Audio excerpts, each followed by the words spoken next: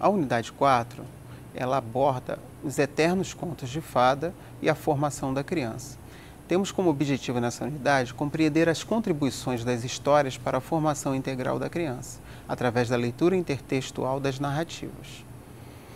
Há séculos, os contos de fada vêm se perpetuando em diferentes culturas étnicas, enfim, em todas as comunidades. Bruno Bettelheim afirma que, suas palavras bastante significativas, os contos de fada, a diferença de qualquer outra forma de literatura, dirigem a criança para a descoberta de sua identidade e comunicação, e também as experiências que são necessárias para desenvolver ainda mais o seu caráter. A maioria das crianças conhece e convive com as histórias superficiais, versões dos filmes, programas da TV, em que os contos de fada são inexpressivos e vazios em sua contribuição para a formação integral da criança. A literatura nutria a imaginação e estimulava as fantasias da criança, resultando num ser criativo. Vamos refletir sobre as palavras de Freud. O escritor criativo faz o mesmo que a criança que brinca. Cria um mundo de fantasia que ele leva muito a sério, isto é, no qual investe uma grande quantidade de emoção, enquanto mantém uma separação nítida entre o mesmo e a realidade. A linguagem preservou essa relação entre o brincar infantil e a criação poética. Abraçamos mais uma leitura psicanalítica de Bettelheim. Vejamos, o conto de fadas é terapêutico, porque o paciente encontra a sua própria solução através da contemplação do que a história parece implicar acerca de seus conflitos internos neste momento da vida.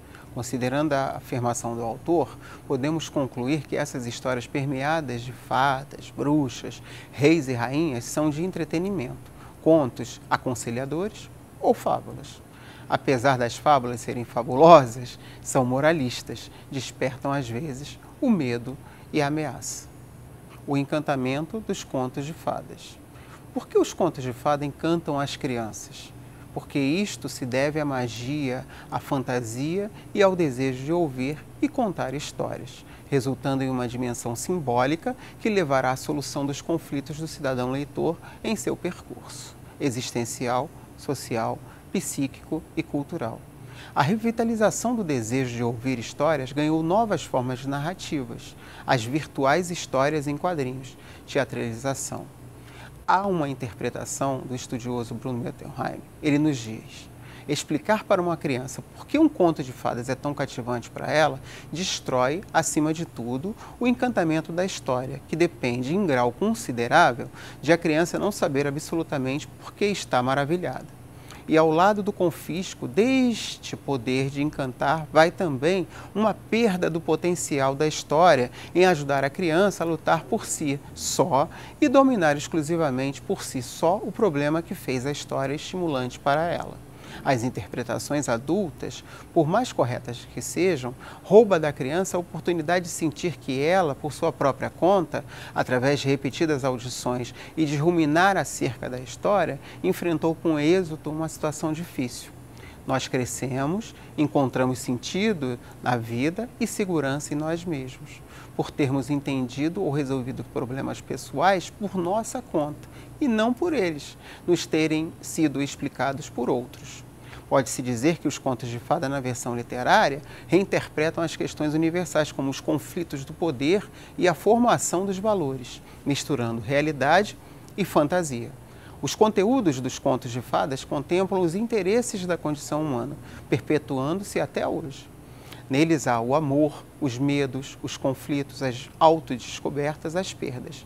Etimologicamente, a palavra fada vem do latim fatum, destino, fatalidade, oráculo, presença essencial nos contos de fada. O enredo básico dos contos de fada expressa os obstáculos que precisam ser vencidos como um verdadeiro ritual para que o herói e a heroína alcance sua autorrealização existencial. A lenda é uma forma de narrativa mais antiga, cujo argumento é extraído da tradição, relato de acontecimentos em que o maravilhoso e o imaginário tecem uma tapeçaria de histórias coletivas. Vocês vão observar, e é meu dever lembrá-los, que há no módulo impresso exemplos de textos que ajudarão na compreensão de tudo que eu acabei de dizer para vocês.